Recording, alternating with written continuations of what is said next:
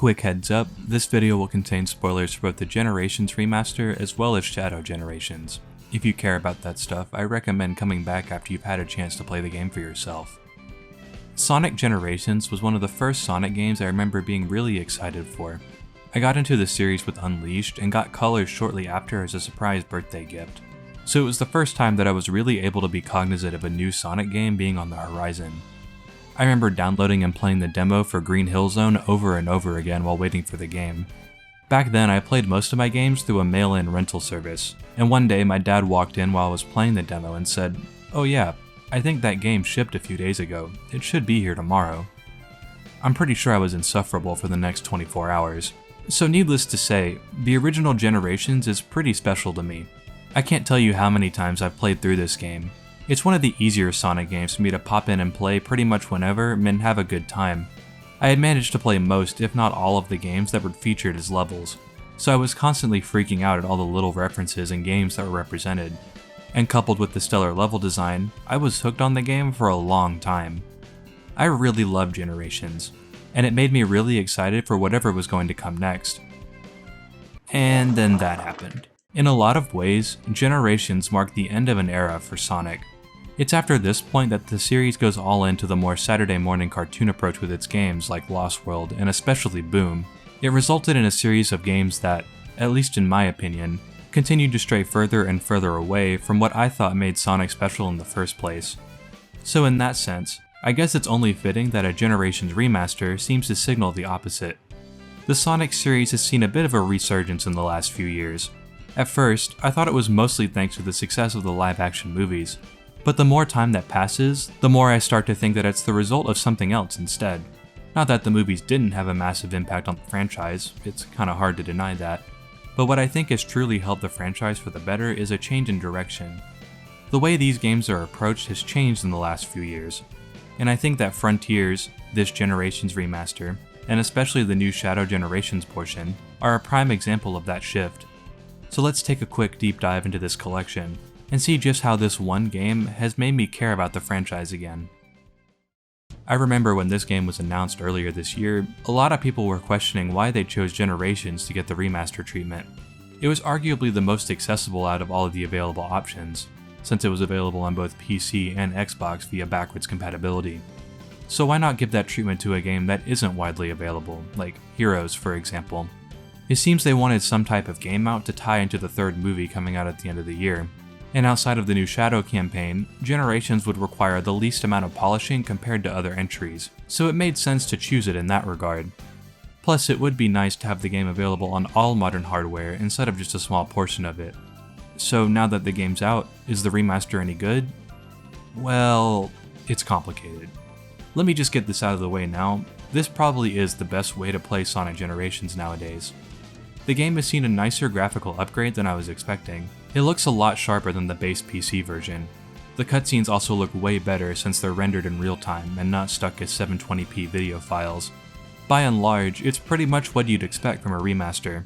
It might look prettier and run smoother, but it's still Sonic Generations just as you remember it. Except when it isn't. So, for whatever reason, they decided to rewrite a majority of the script, and I'm not too big on it if I'm gonna be honest. Not that the changes are outright bad like most Sonic fans would have you believe, but it just feels really unnecessary. That's not to say there aren't any good changes. For example, if you're playing as modern Sonic when you save one of his friends, he'll actually say something back to them, which is honestly how it should have been in the original game. Some of these scenes are so awkward with Sonic just standing there silently. But by and large, I find that the changes rarely add anything to the overall experience. More often than not, they're either dull or uninteresting, and at worst they actively hurt the overall vibe. Which is crazy because Generations barely had any of that to begin with. I think a lot of it comes down to the direction of these cutscenes, both from an animation and a voice acting standpoint. Most of the original animation work for the cutscenes is the exact same, with a few notable exceptions, which on paper should be a good thing, but with the reworked dialogue it makes some scenes feel off. Not to mention that some scenes were clearly written without the old animations in mind. Thanks, Sonic. Now then, tell me, where is the rest of my island? What, did you eat it, you fat fuck? As a result of this discrepancy, the voice performances also tend to suffer. since they often have to squeeze lines into a pre-existing animation that had a different or shorter line than the original. That thing keeps jumping back and forth through time, consuming the dimensional energy, and all that's left behind is this lifeless white void. The Sonics are the one constant here. The voice direction in general is just worse overall, I feel. Everyone sounds bored as hell, and it makes a lot of the cutscenes feel stilted with the new dialogue. Maybe I'm just too attached to the original voice lines, but even for the few lines that aren't changed, they just sound worse. They sound less natural, and it's off-putting as someone who played a lot of the original game. My biggest issue with this rewrite is that it often removes some of the charm or character from the original scenes and gives the game this less fun vibe. There's a couple of jokes here and there that were changed to boring filler dialogue for whatever reason. They changed this line from Eggman before the first boss, and it just feels way less menacing to me. Take a good look at yourself, Sonic. Dr. Eggman? It's the last look you'll get before I close your eyes forever. Take a good look at yourself, Sonic. Dr. Eggman? It's the last thing you'll see in this world. They went out of their way to tone down Amy in particular, which I don't really understand. Like, I know that some people are put off by her more assertive personality in the older games, and they have been working to tone down that aspect of her character recently, so maybe it was to make her more in line with that current direction. But even then, I don't know, I kinda hate that. It's no secret that I've been pretty critical of Amy's current characterization, but that's not really the problem I have with the changes here. What I really don't like are the implications that character adjustments like this come with, specifically in the context of this being a remaster. Adjusting her character for future games is one thing, and I get it, Generations isn't the most story-rich game to begin with. I mean, hell, there's only like, what, 10 cutscenes? So it doesn't really hurt anything here at the end of the day. But what does this mean for future remasters? If they ever decide to remaster the adventure games, Heroes, or Unleashed, will those games have their scripts redone too? For Generations, the changes at least keep a similar tone to the original game. But I don't think you could adjust the characters in these older games to be more in line with their modern incarnations and still keep the same tone and vibe, assuming we're doing a remaster and not a full-on remake anyway. As much as I like the new cast, I don't know if I could get behind them redoing the voice work of the original games, especially given how iconic those performances are. Although hearing Roger's take on the Werehog would be really funny, I'm not gonna lie. Am I overreacting a bit? Yeah, probably. I am a Sonic fan after all. I know it's not worth getting too uptight over this until other remasters are actually made. While the changes on their own aren't the biggest deal in the world, in the bigger picture I think they diminish some of the charm the original game had. Other than that, the rewrite is just kind of fine. I think the extra references this time around were pretty tasteful since the game is basically a giant reference to begin with, aside from maybe the Time Stone one pushing it because it doesn't really make all that much sense in context. You don't need the time stones to time travel in Sonic CD, you just use those time travel posts. What does the S in Sonic Team stand for? Fucking stupid? At the end of the day, this new script is just kind of unnecessary, which I guess is better than making it outright bad, but I think it's still kind of disappointing from what's supposed to be a remaster and not a full-on remake. I think it says a lot that they didn't even market the fact that the game had a new script, like they knew it wouldn't go over well or something. I wish there was a way to toggle between the original dialogue and the new one, so that you could pick whichever one you like more without having to mod the game or something.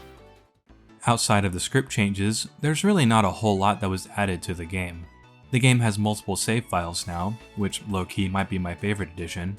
Both Sonics now have the drop dash, which is cool. I didn't find myself using it all that much for modern Sonic because it tends to get in the way more than anything, but it's still fun to use as classic Sonic. Though for whatever reason, the way it's implemented is sorta inconsistent across both characters. Like for modern Sonic, it's just a part of his base moveset as you'd expect. You just hold the button after a jump to activate it. But for classic Sonic, it's a skill you have to equip in the customization menu, and I'm not really sure why. Maybe it's because some of his other skills are also activated by pressing the jump button twice, but even then the same thing happens with modern Sonic and the homing attack, so I don't know. It just feels kinda limiting, because it means you can't use something like Super Sonic and the drop dash at the same time, which is an odd limitation. They also added 3 Chow hidden in each stage, which are honestly just kinda there. Each one has a unique design based off the ones in the SA2 Chow Garden, which is cute. and they'll sit on the level select portal after you find them, but that's about the extent of their inclusion. The game pretty much tells you where all of them are if you go to the collection room, so they're not super hard to find, and you don't get anything for finding them outside of an achievement, which is kinda lame. Maybe they could have tied some unlockables to them for games that came out after Generations, like concept art and music for Mania, Forces, or Frontiers, but as is, they're just kinda superfluous, neither good or bad.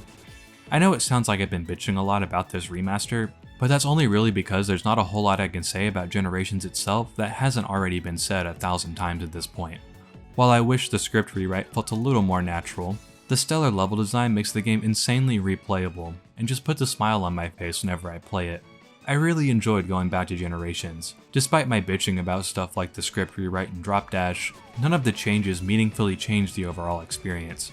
While that could be seen as a good or bad thing depending on who you ask, personally that's all I really want from a remaster like this, and this will probably be my go-to version of the game from now on. It's Sonic Generations with a shiny coat of paint and a few extra goodies. While I wish there were a few more bells and whistles here and there, as far as remasters go, this is still really solid. The worst you could say about it is that it's too similar to the already existing PC port, which you could say about most modern day remasters, and I'm more than okay with it if it gives people access to a better version of the game on consoles and stuff. God knows it could be a lot worse. Not naming any names. It probably helps that this remaster isn't the only thing in this package. Alright, let's be real. Talking about this remaster is kinda just a formality. The main attraction for most of us is undoubtedly the new Shadow Generations portion of the game. And oh boy, fellas, they cooked.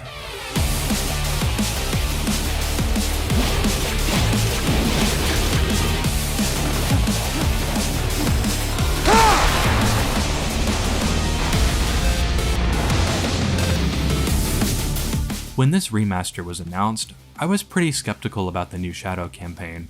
As much as I love the character, I was, and still am if I'm going to be honest, extremely tired of the constant nostalgia pandering in this series, and at first glance, that's all this really looked like to me. I figured it would be a handful of cyberspace-esque levels linked together by a bare-bones story to entice people who had already owned the original Generations. But as time went on and we saw more trailers and footage, a strange thought began to stir in the back of my mind. Wait dude, this looks kinda fun. I try not to watch a whole lot of trailers for upcoming games I'm interested in so that I can go in with as much of an open mind as possible. But the things I did see about this game somehow felt different than what we had just gotten in Frontiers. Now that I've gotten to play it, I think I can finally put into words what that difference is. While I don't think I was as blown away by the game as most other people seem to be, that shouldn't understate just how good the stuff we have here is. The game opens up with Shadow exploring the Ark after Gunn alerts him that there was an unknown biosignature detected there.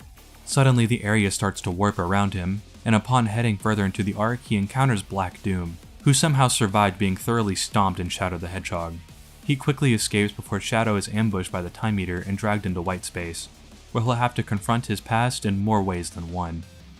Like the original Generations, this game pretty much acts as an excuse to revisit a bunch of older locations, this time mostly centered around Shadow's history. Throughout the adventure you'll re-explore the Ark from SA2, Bullet Station from Heroes, Kingdom Valley from 06, Sunset Heights from Forces, Chaos Island from Frontiers, and finally Radical Highway also from SA2.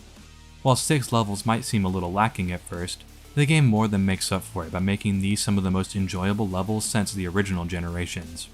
The Ark level is quickly becoming one of my favorite opening levels in the entire series. It features tons of branching pathways that have meaningful effects on your routing, whether it's through these gravity panels, a hidden spring, or smart use of chaos control.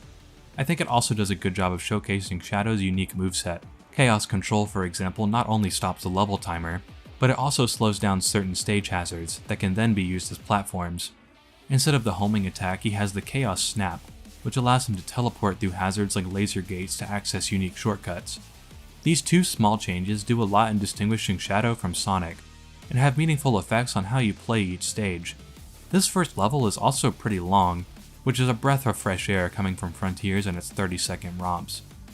That goes for pretty much every level too. They're all pretty beefy and are all full of optional pathways and goodies, and they do a great job of utilizing Shadow's new Doom powers. Throughout the game you'll gain new Doom powers that give you new ways to interact with stages. Doom's Spear powers up Shadow's Chaos Spear and allows him to throw 5 or 6 of them at once. Doom Blast allows him to kick enemies up in the air and then launch them before teleporting to them. Doom Surf is a surfboard because why the fuck not? Doom Morph turns you into a Splatoon, and the Doom Wings allowed you to glide for a short time. I like most of these power-ups. While some of them like Doom Surf are a little silly conceptually, they do a lot in opening up new pathways and secrets in the levels. In Bullet Station, for example, you can use the Doom Spears to open up different rail pathways and defeat enemies while grinding. A large portion of Kingdom Valley is dedicated to the Doom Surf ability, and it really opens up the stage in so many different ways. The Doom Morph is the one I'm the most mixed on. It allows you to slime around in this icky paint-like goop, and it also lets you latch onto these grapple point things which are really weird to get used to. They don't exactly act as a traditional grappling hook. Instead, if you let go of the button early, you can launch yourself through the morph point. There's a tight range on it though, because if you let go of it too late, it reverts to acting like a regular grappling hook. It's pretty fun to use once you get the hang of it, but I would be lying if I said it felt intuitive. While the idea is cool, I kinda wish it was just a normal grappling hook. Not only because I think it would be fun to use, but I also think all the purple goop everywhere in the areas you have to use it looks kinda ugly. Chaos Island is a prime example of this. The stuff is everywhere. And while it's not the most interesting looking stage to begin with, all of the extra goop looks really ugly and kinda gets in the way in my opinion. The Doom Wings are the biggest game changers. You unlock these at the end of the game, and they allow you to glide across the stage. These will completely change how you can approach stages. Some of them will even have unique pathways you can only take while using them. Radical Highway is probably the best example of this. It has so many different pathways that can be taken with or without the wings, that playing the stage with or without them can feel entirely different from one another. They require 50 rings to activate, but once you meet that requirement, the world is your oyster. You can only fly as long as the boost gauge is filled, but in return you gain an infinite boost while on the ground and are completely invincible while the wings are active, which is kinda broken, not gonna lie. I guess the devs knew that though, because the Doom Wings have a separate ranking record in every stage, so if you care about leaderboards or whatever, you aren't stuck gliding over everything just to stay competitive. Every level is split into 2 acts. Act 1 is fully 3D and Act 2 is fully 2D. While I'd prefer if all the levels were fully 3D all the time, at the very least the 2D levels are more interesting than just a perspective shift. They're a lot more platforming focused and make really interesting use of Shadow's Doom and Chaos powers. Act 2 of the arc is your first introduction to the Doom Wings, for example, and a few of them make really cool use of chaos control with moving platforms and enemies and whatnot. They test a different type of platforming than the regular stages, and they're pretty fun because of it. Overall, I think the levels in this game are really solid. They're full of optional pathways and hidden goodies that make replaying and exploring them over and over again all that more fulfilling. The Doom powers do a lot to separate Shadow's moveset from Sonic while also being extremely fun to use. I really like the Doom Wings in particular. Because you get them at the end of the game, they act as an incentive to go back and further explore all the levels, as they open up a lot of different opportunities in each stage. Though I think the place they really shine is the new open zone white space area. The Shadow campaign features a new white space hub reminiscent of the open zone islands from Frontiers, and honestly, I think I prefer how they were approached here over the way Frontiers did it. The main difference between white space and the open zone is that the white space takes better advantage of Shadow's moveset. A lot of the Frontiers open zone is reliant on external puzzles that don't take any real advantage of Sonic's moveset, or small platforming sections riddled with automation. And while the platforming bits are still here in white space, they're far less automated this time around. While you don't need to explore most of this place to progress through the main story, there's a lot of hidden goodies tucked around every corner. There's a bunch of chests that you can unlock with keys you find in the main stages, which are this game's equivalent of the red rings. These chests contain concept art, music from past games that you can play in levels like in base generations, and even story summaries from past games. You can also find these balloons floating around the area that contain pages of jailed Robotnik's journal, the same one that Eggman finds in SA2 that leads him to Shadow. Other than that, there's also these machine parts littered around the map that you can give to Orbot and Cubot to help them make a rocket ship. And these were a bitch and a half to find. This game still has that Frontiers issue of a pretty low draw distance, albeit less distracting since the assets don't stick out like a sore thumb anymore. It only really becomes an issue when looking for these parts. Normally they're pretty easy to find since they're just scattered around the map, but they don't get marked on the map or anything, and there's no way to ping them either. So when you get down to the last handful, it can be kind of hard to see them when running around with a low draw distance. It's not a huge deal at the end of the day since they're part of an optional side quest, but it can be a pain in the ass for stupid people like me that like to do literally everything possible in a game. Well, at least I finally got them all. Now these two can at least escape. Yep! Sorry, no. You motherfucker. What I appreciate most about this white space is that it gives me a clearer idea of what they were trying to do with Frontiers. While I enjoyed that game enough while playing it at launch, I had a hard time figuring out exactly what made the game a Sonic open world game aside from the springs and dash pads littered all over the landscape, and it's a feeling that's become more and more prevalent as time passes. Moves like the side loop are really interesting because they allow you to interact with the environment with Sonic's movement, but I find that very few of the puzzles make use of Sonic's strengths, and instead opt for simple tile puzzles or training dummies that take 4 hits, or Space Invaders. While I still don't think Frontiers fully succeeds at being an open world Sonic game, if the next game is closer to something like White Space, I'm definitely more interested in the idea. Imagine for a second the game had more of a whimsical setting, and had a new moveset similar to the Doom powers in this game. Obviously I don't need them to be one-to-one, but instead of any extra skills being purely combat focused like they tend to be in Frontiers, what if instead they were dual purpose? Take a move like Doom Blast for example that can both kick enemies into the air, but also be used to cross large distances. You could make it to where you could use it on both enemies and environmental objects to add more options to both combat and exploration. More moves like that could go a long way into making exploration and combat more interesting and nuanced, and they'd allow the areas to be designed with those in mind, instead of having to rely on extremely simple environmental puzzles. The last gameplay stuff I want to talk about are the boss fights. They're a lot flashier and cinematic than the ones in base generations, which adds a lot of flair to them. They all have unique uses of Shadow's moveset that can speed up the fight or give you an advantage if used properly. For example, you can use the Doom Surf to knock debris at the Metal Overlord boss to chip away at its health, which will minimize the downtime between attack phases. The Mephiles fight uses pretty much every Doom power, which makes the fight feel more dynamic. Each one is pretty representative of the games they come from, which is cool as someone who's been with the series for a long time. Wow, this one really is based on 06. The music for these fights are also really good. They're remixes of their respective boss themes, and they never fail to get my blood pumping. I only wish the Supporting Me remix had the lyrics, and for some reason there's a hard cut in the music whenever the boss transitions phases, which is kinda distracting personally speaking.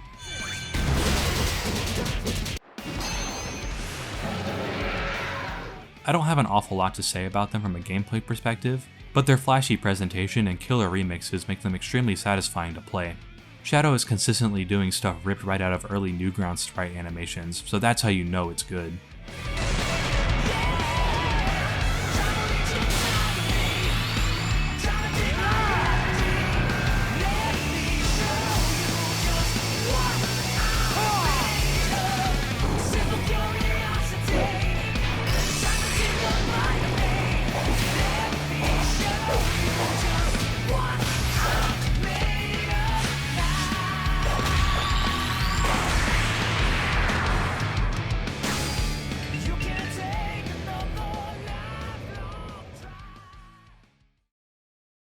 Speaking of the animations, this game is gorgeous, not just in terms of the environments, even though those do look nice, but the level of detail in the animations is top notch. The characters are so expressive even in the in-level cutscenes, and the regular cutscenes got rid of that stupid fake aspect ratio, thank God. We finally have humans in a Sonic game for the first time since Unleashed, and they don't clash with the art style, which sounds like a no-brainer, but look, we've been in the trenches, man, you gotta let me have this. This game is easily my favorite looking Sonic game after Unleashed, and while I don't think it looks quite as nice as that game, it's the closest we've gotten to a next-gen looking Sonic game, so I'll take it. In terms of gameplay stuff, Shadow Generations is easily the strongest entry we've had since the original generations. Not only are the levels super fun to play through, but the different Doom and Chaos powers add a lot to Shadow's moveset, and allow him to interact with every level in new and interesting ways. The only thing that really bugs me about the gameplay side of things is Shadow's control. For the most part, it's really good and responsive, but there's just a few small things that bother me about it. For example, the air boost has been shortened to a short burst of speed before it peters out, so if you use it too early, you'll take damage from an enemy instead of dashing through it, which is kind of annoying, especially in the 2D sections. I also wish there was more customization options for the controls. You can switch between the default control scheme, which is reminiscent of Frontiers, and the legacy control scheme, which is the one used in Generations. However, it feels like the stages were developed with only the default control scheme in mind. I played the game with the legacy control scheme, because I prefer to have the boost on the X button, but this also maps the homing attack and jump to the A button. While the game is fully playable with this control scheme, Some shortcuts aren't accessible since they want you to double jump next to a spring or other targetable object for an alternate path. On PC you can adjust the controls to your liking, but for whatever reason you can't map the boost and homing attack to the same button, which is an odd restriction. Why offer a customization option if you're gonna limit what actions I can map anyway, much less a control scheme that was used in previous games. Frontiers let you map your buttons regardless of version, so I don't know why they only have this in the PC version of the game, and with this restriction. Again, the game is more than playable with the legacy control scheme, but it was kind of annoying that I wasn't able to play the game as intended because of a control preference. The gameplay portion of Shadow Generations is no doubt impressive, but the thing that surprised me most about this game has to be its story. I was expecting something really bare bones, maybe just a handful of cutscenes bridging the levels together while loosely tying it to the original Generations, but I came away pleasantly surprised. What we got wasn't super deep, but it was an effective character study of Shadow and the people around him, and funnily enough, it's a good deal more than what we got in the base game. The gist of this game is that Black Doom is trying to power up Shadow with various abilities so that he can take over his body and use it to take over the Earth.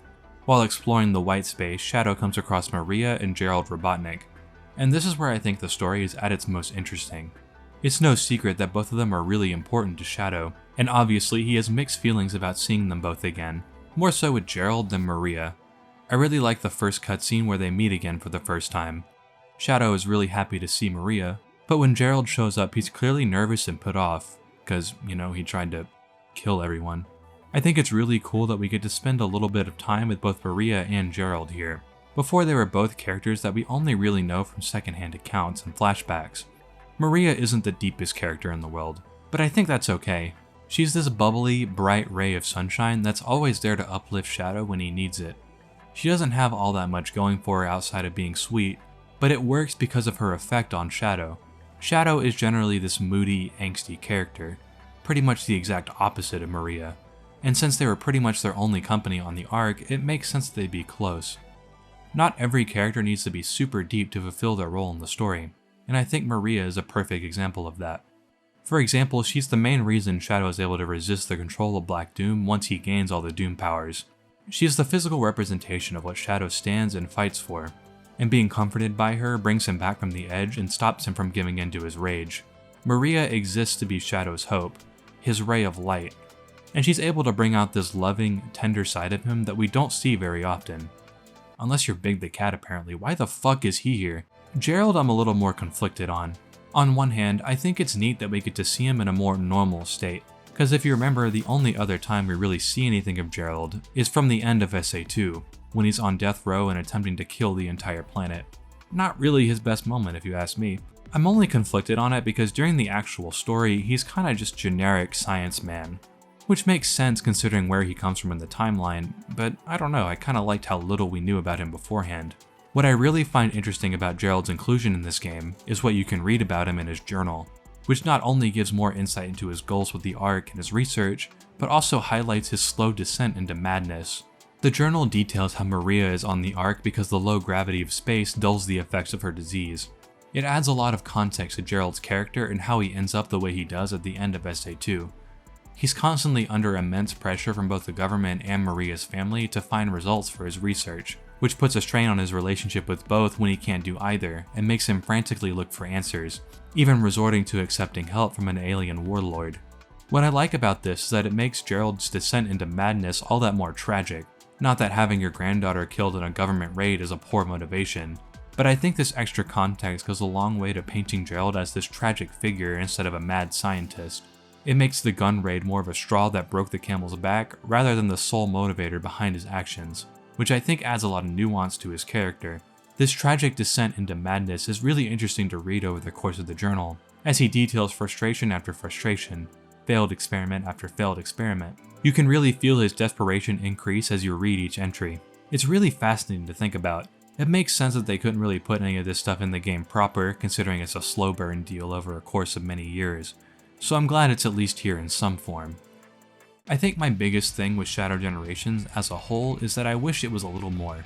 Not only in that I wish it was longer, but I think they could have pushed a few of the concepts here a little bit further. For one, I really wish we got another Sonic vs Shadow fight. This badass cutscene baited the hell out of me, and I won't lie, I'm still kinda pissed that we don't get to play it out. I really like that Shadow won't use his Doom powers on Sonic though, because he wants to beat him on equal turns. I finally find you, and what do I see? Sonic defeating you. What happened? I will beat him on equal terms or not at all. That's why he's the GOAT! The GOAT! I wish Shadow had more to say about the areas that he's visiting. Sonic games are pretty infamous for their constant yapping, so I can't believe I'm saying this, but I wish there was a little bit more here. This game is in an interesting position where it's able to include stuff from games that happen after Generations takes place, which could have had some cool character and lore implications. You'd think Shadow would have a little bit more to say about areas and people he hasn't seen before, but no, his lips are zipped shut during most of the game. What's weird is the bosses are actually really good with this. Shadow will usually have a back and forth with the boss in the midst of battle, or in the case of the Bio-Lizard, a monologue since it can't talk. It makes the fights feel a little more alive when the characters are talking to each other and having a conversation. My favorite has to be with the Mephiles boss, because Shadow obviously has no idea who he is, since 06 was erased from the timeline. So they just end up antagonizing each other for completely different reasons over the course of the fight. Mephiles is mad that Shadow erased him from the proper timeline, which is cool that he even knows that considering he's a part of a time god, and Shadow just wants to beat him to save Maria and stop Black Doom. It's a neat dichotomy, and I wish there was a little bit more of that scattered throughout the game. The game has its moments where it'll try to do story stuff, with Black Doom invading a level and teleporting you to Radical Highway on crack, but they don't really do a whole lot for me because characterization wise, they're all the same thing every single time. Black Doom will show up and be like, "I'm evil." Shadow goes, "Oh, I'll get you, you silly goose." And then Black Doom says, "Nuh-uh," and runs away like a little bitch. These sections are really neat from a gameplay perspective, but I can't help but feel that they could have done some more unique stuff with them, especially considering Radical Highway is already its own stage. Like, what if you were playing Sunset Heights and Infinite showed up to get revenge on Shadow, but Shadow obviously doesn't know who he is yet, so Infinite takes that as Shadow belittling him again and starts to fuck with him using the Phantom Ruby, throwing him to different areas from forces or something. You could do a similar thing in Chaos Island where Shade shows up and throws robots at you, or makes you dodge Titan attacks kind of like these sections in Frontiers.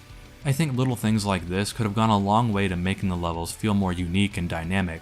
We had an opportunity to do some unique stuff with future time travel instead of past stuff, but as it is now, it feels more like these levels are only really here because they had assets they could easily reuse.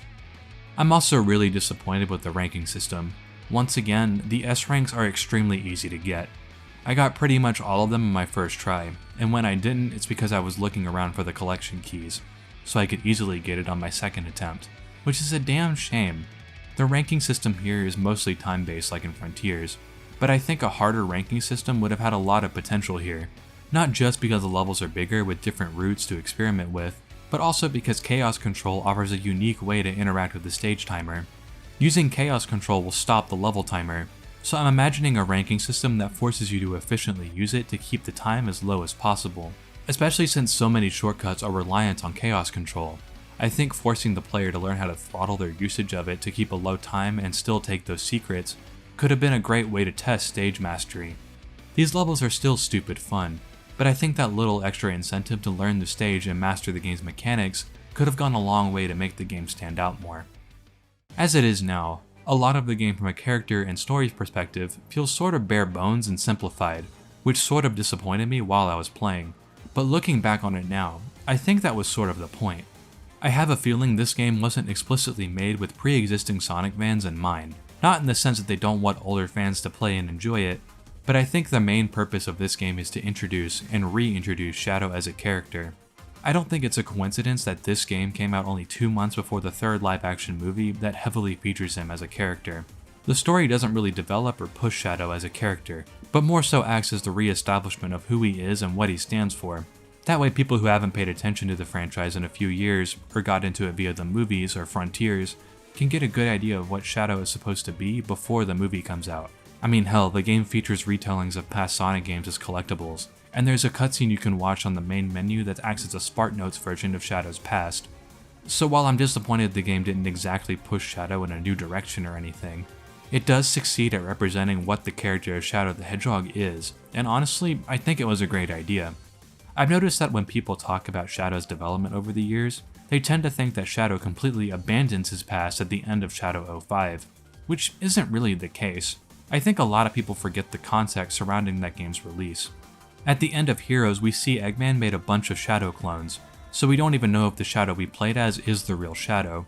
At the beginning of the game, Shadow is clearly struggling with his identity. He's lost his memory, so he doesn't really know who or what he is. Throughout the different routes of Shadow 05, he gets conflicting answers to that question.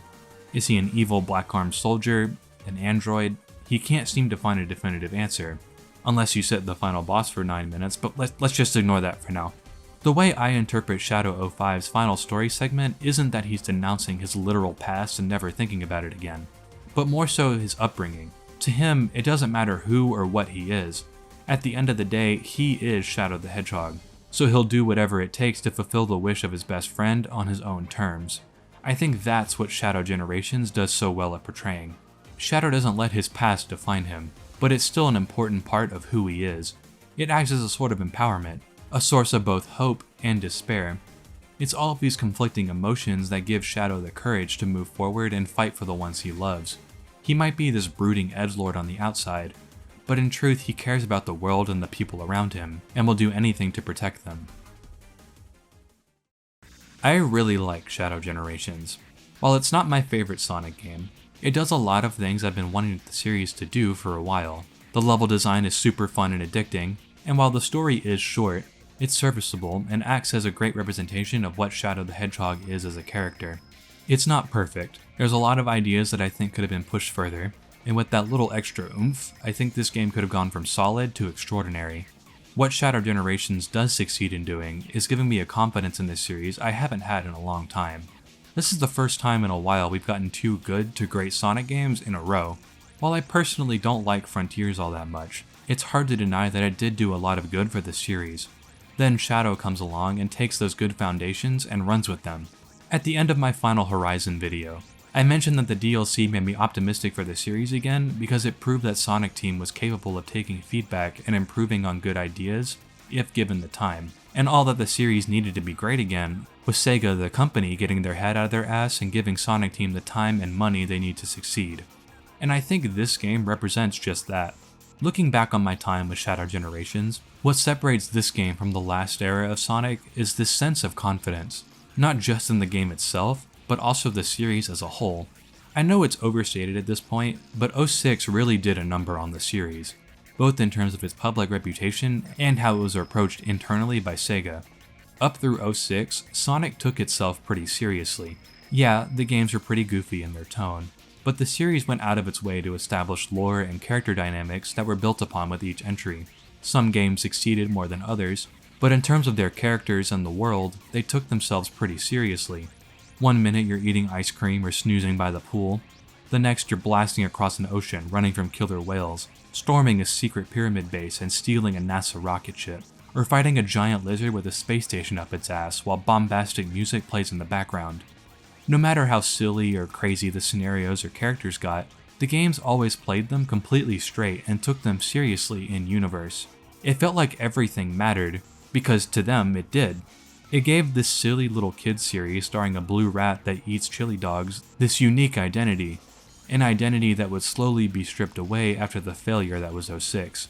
I don't blame Sega for wanting to shift course. They needed to try to regain trust back from the fans, and a radical change is a good way to develop new ideas when you're at a low point. But with each new entry, it seemed like the things that once made the series stand out would be slowly stripped away one after another. Unleash heavily strips back its cast of characters. Starting with Colors, the stories were written more as Saturday morning cartoons, with less of a focus on an overall narrative or world. While these things aren't the worst in a vacuum, as they remain prevalent and pile on one another game after game, it starts to paint the series in a new light, a light that was contradictory to the main series' appeal. In a way, it feels like Sega was no longer confident in what made the series special in the first place. In an attempt to win back the people they lost with 06, they ended up pivoting too far in the wrong direction, to the point that sometimes it felt like the series was ashamed of what it once was. Frontiers was the first crack in that approach, taking a much more serious and character-focused approach for the first time since Unleashed. But as a game, it's played with a lot of other issues that have held the series back for years at this point, namely polish and budget/time constraints. But Shadow Generations is the first game that I feel has completely broken the cycle, not just in terms of gameplay, but story and production value too. It feels like Sega and Sonic Team are no longer afraid to take the series seriously again. They're starting to treat the series with the same seriousness that they treated the older games, taking genuine care in the characters and world. I think it's extremely telling that we're starting to actively and meaningfully use and reference stuff from the Dark Age games. Even 5 years ago, there's no way we would have gotten something with Black Doom or Mephiles without the whole thing being laced in irony. Here, they're both used in meaningful ways and are played extremely straight, and I think that is what signals a shift in how Sonic is being approached. They aren't afraid to acknowledge the black sheep parts of the franchise anymore, and instead of constantly riffing on the bad stuff, they're instead choosing to take the good and build upon it. There's a lot of genuine effort to preserve the characters and their history. This game has a sense of polish that we haven't seen in a Sonic game since Unleashed. And while I still don't think we're quite where the series needs to be yet, this is the closest we've gotten to a next-gen Sonic game in a long time. It's the first time in over a decade that I feel a Sonic game is more than just a step in the right direction. And it gives me a full confidence in the series I haven't had in a long time. And it's not just me either. People who have historically ripped on this series or never played it before have been playing Shadow Generations and giving it genuine, non-ironic praise, which I think speaks volumes about how far the series has come in the past few years. This game has made me genuinely care about the franchise again instead of this ironic hope that maybe they'll get it right someday. It's proven to me that the team is more than capable of making a quality product given the proper resources. All they have to do now is commit. While I'm still cautiously optimistic about whatever the future holds for this blue fuck, I at least know that Shadow has my back for the foreseeable future.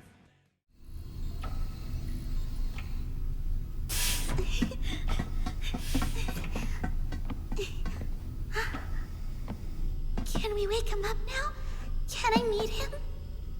I believe so, yes. It is time to awaken the ultimate life form.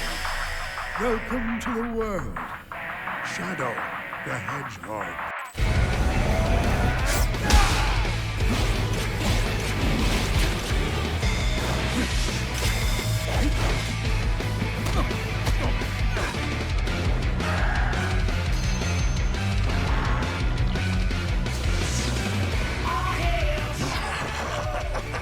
We meet again, Shadow the Hedgehog. This is your doing? How? You'll understand soon enough. What was that new power? I've never done anything like that before. It's not something I should normally be able to do, yet it felt natural. Maria? Shadow! It must be from a point in time before the Ark disaster. Perhaps I can change their fate. The promised time is nigh upon us, Shadow. Soon, you will be mine. Do you know why I named you Shadow? Because without light, there's only darkness. But a shadow will show you where to find the light. You made me the ultimate life form. I'll take this power and use it as my own. You tortured soul. I will end your suffering. True ultimate life form, don't make me laugh. Create all the clones you want. I'll just take care of them all. I want to exist! There is no future for me. I'm letting go of that destructive anger. But I will continue to fight. Fight with your wish in my heart.